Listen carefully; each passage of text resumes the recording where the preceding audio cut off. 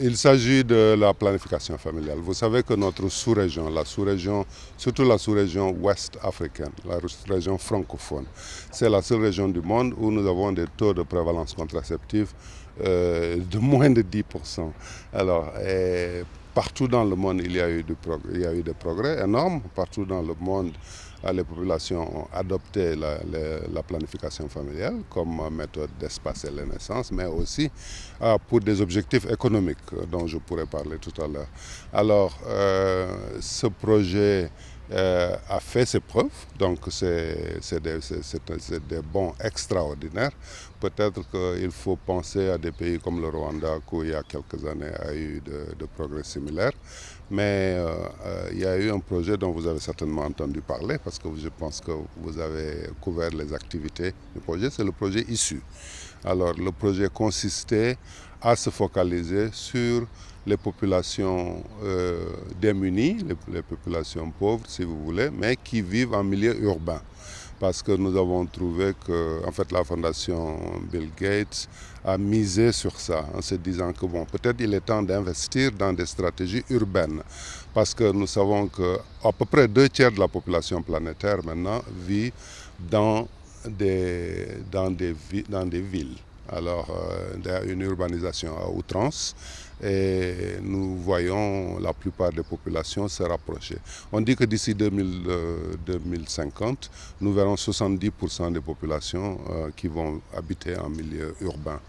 Donc l'idée, c'était de se focaliser en milieu urbain et de viser les pauvres qui habitent en milieu urbain. Alors, c'est l'initiative qui a donné les résultats que nous connaissons aujourd'hui. Vous connaissez tous Moïtounef, parce qu'on a fait une campagne.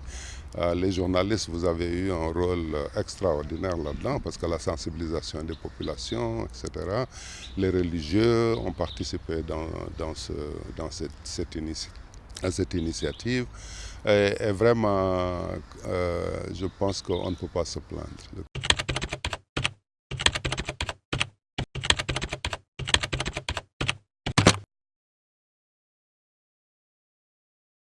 C'est important que nous fassions du progrès en planification familiale. Nous ne pouvons pas atteindre nos objectifs économiques sans les accompagner avec un programme bien ficelé de planification familiale. Donner la chance aux gens d'espacer leur naissance, donner la chance au gouvernement d'avoir suffisamment de ressources pour pouvoir investir dans les autres secteurs, etc. Donc, à mon sens, moi je travaille dans ce domaine depuis plus de 30 ans, je peux vous dire, on ne peut pas réussir un programme économique sans accompagnement d'un programme de planification familiale bien ficelé. Alors, c'est avec cette croyance que nous allons lancer cette semaine cette nouvelle initiative qui va aussi être très différente des initiatives qu'on voit typiquement ici, qui sont des initiatives plutôt visées sur l'humanitaire. Alors, ce qu'on attend de ce projet, ce que la Fondation Bill Gates attend, c'est que d'abord, que ce soit un projet piloté par une demande réelle des populations. Dans ce cas précis, ce sont les municipalités, parce que c'est pourquoi nous avons autant de maires qui sont ici aujourd'hui pour le lancement. Ça, c'est un des principes. Principe numéro 2, on essaie de faire participer quand même certaines catégories de personnel. Par exemple, il y a des philanthropistes africains, il y a des gens qui sont quand même bien munis. On aimerait quand même voir les Africains y mettre du sien. Et parce que ça nous manque quand même. On ne peut pas toujours tendre la main. Il faudrait qu'on commence à prendre les choses de nos propres mains. Il faudrait que l'Afrique, pour une fois, commence à prendre son propre destin en main.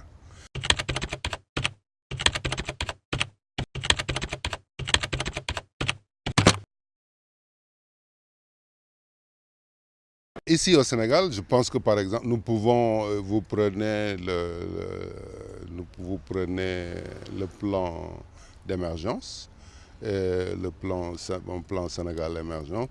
Ça, c'est un premier levier. Moi, je mise sur le levier économique. Je pense qu'il y a 30 ans, il était difficile d'aborder cette question parce que les gens ne voyaient pas très bien. On pensait que le planning familial, c'est une histoire des gens qui viennent de l'extérieur, qui essaient de limiter nos populations, etc. il n'y avait pas ce progrès économique que nous voyons aujourd'hui. Donc moi, je crois que c'est le levier le plus important, de dire aux gens, écoutez, l'Afrique est en train de réussir, l'Afrique est en train de démarrer. C'est la région du monde où nous avons vu des gains économiques, des progrès économiques les plus importants. Alors je crois que le message peut passer aujourd'hui. Les gens peuvent vous entendre. Donc je crois que c'est un levier sur lequel il faut jouer. Il y a aussi l'autre levier, c'est les jeunes. Hein? C'est votre génération, c'est les jeunes, c'est les gens qui ont beaucoup à faire, qui veulent faire, qui ont donc le talent qu'il faut, qui ont la technologie, l'utilisation de la technologie, et les jeunes qui sont pressés de réussir. Alors les jeunes ne vont pas attendre 50 ans comme notre génération et les générations passées ont fait. Ils ont beaucoup plus soif, ils veulent tout de suite réussir. Donc ils veulent une famille qu'ils peuvent gérer, ils veulent des enfants qu'ils peuvent éduquer, etc. Donc moi je crois que les jeunes, c'est un facteur sur lequel il faut miser et c'est un levier extrêmement important.